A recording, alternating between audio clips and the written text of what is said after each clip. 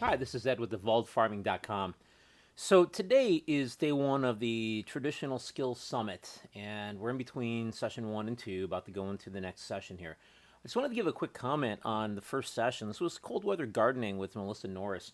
A couple of highlights I saw that I thought were great. She talked about seeds. Heirloom seeds are clearly everyone's favorite. She saves a lot of seeds, but not on everything. But she loves heirlooms because they're not patented, and what you get this year will be similar to what shows up next year.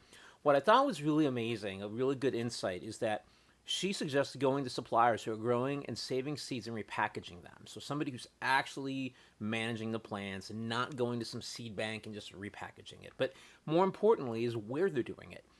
Get somebody, a supplier who is growing, saving, and repackaging in the same climate you're in, because those plants will be hardy enough to work in your climate. The closer to your own home and in the climate, the better off you're going to be.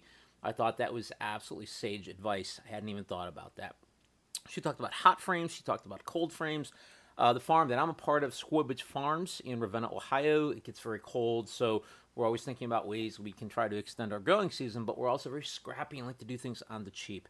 And a cold frame example she had involved just using some straw bales around the plants to create a cold frame, okay, something that's pretty readily available. And importantly, though, we're using like glass windows.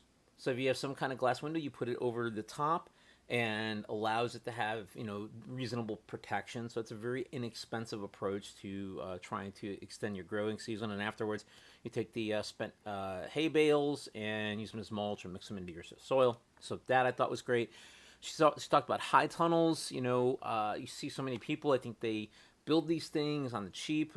We have one that we're about to build at Squibage Farm, and they make the mistake of just getting some plastic from Home Depot, right? It isn't the right thing. So you're going to want to make certain you're getting a good gardening permaculture plastic, and the one that she referenced, it has a 4-year warranty on it. She's on year 9 and it's still working for them, and it's been very durable. So she said the longer you really want to extend your crop season, you need to think about a more permanent structure. So hay bales may not get you there going forward. You might need to go build a hoop house, which is one of the things we're working on right now. So some other things she talked about was, you're going to get to the point you're not getting a daily thaw, and that becomes, more challenging. You might need to have some kind of hot frame component then.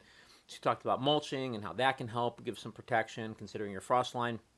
But another piece that I loved was, I didn't know this, but I'm more like poultry and raising animals and less about the vegetables. I'm getting into that. The partner that I'm with knows a lot more with the farm.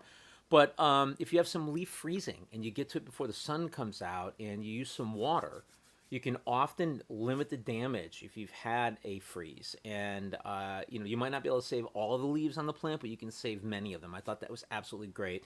And she finally said, if you do get some damage, don't pull the plants unless they become complete mush, because it still might recover. Give it another chance. Just don't allow it to get damaged again. So anyway, I thought that she did a fantastic job. There's still a YouTube link up to that session. I'll include it in the comments below, but I thought that Melissa Norris did an absolutely fantastic job today. So that's it. Thank you so much. Please leave your comments below.